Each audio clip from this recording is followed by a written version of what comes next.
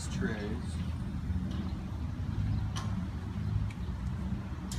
Black gold. And this is kind of the process I do if I'm not soaking stuff, which is not really recommended, but when I'm just growing it for my cats and stuff, I'm not this big.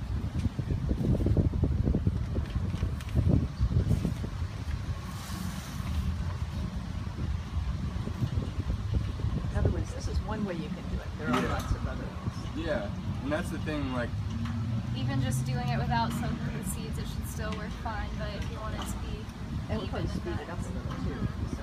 and you can use, I mean, you can get food grade trays that people use professionally for sprouting, but you can also recycle old stuff, you know, it's really up to the individual how they want to do it. So you don't really need much depth because you're not really growing. I would say about, this looks like about an inch. I think about an inch is probably the minimum that you want. And I have heard of, I did read that some people will sprout their substrate, harvest it, put it out in the sun and let it dry and let the roots dry, and then replant it. I'm not sure how well that works. I haven't tried it, but that's something people do to reduce waste. It's a substrate. Oh, a substrate would be the soil, whatever kind of medium you're growing. Okay. Sorry. So you sterilize it in the sun and then you can use it again? Is that what you're saying? You just dry it out so the root systems get nice and dry and break down a little bit. Okay. But I'm not sure how that works. I haven't done it before. So okay, so when I'm doing it without soaking the seeds, I really like to moisten the soil first, and these sprayers really help a lot. If you don't have a sprayer, you're kind of out of luck. You could just use our spray bottle. Yeah, like a push spray bottle. Those What would kind be of sprayer is that? This is Garden sprayer of some kind? Yeah, it's called a pressure sprayer. I think it's probably used for pesticides or foliar application and things, but they sell in the Ashlands. It was not too expensive, but it's really handy. That is what that's great. really. It'd be good for That's a great compost look. too.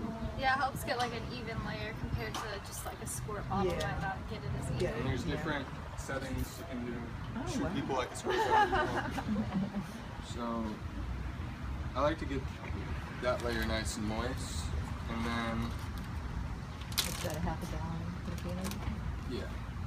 Using those little plant bottom trays is a great idea. Yeah, we Yeah, I saw them and they were just like very inexpensive. Yeah. I was like, these will work great too. Yeah. And then you can kind of see on the side Yeah, what's how going they're on. and some people may calculate how many seeds they're gonna put in a tray, but I just kind of You're not learn as you OCD. go, you know? And you want to get them as even as you can. You don't want to pile it on top of each other, but yeah, you do want to plant dense because you're only eating the first 2 weeks, Oh, especially right. with these ones. They're really tasty too. I was never a big fan of salads for most of my life until I really started eating sunflower greens. My favorite salad food by far. And then I moisten the seeds after I put them in the moistened bottom. Again, just a little bit.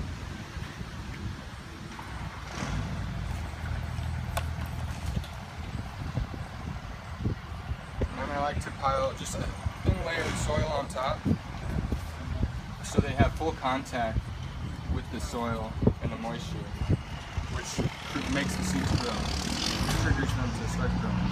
Grew in seconds? Huh? Grew in seconds? Yeah, I wish. Make miracle.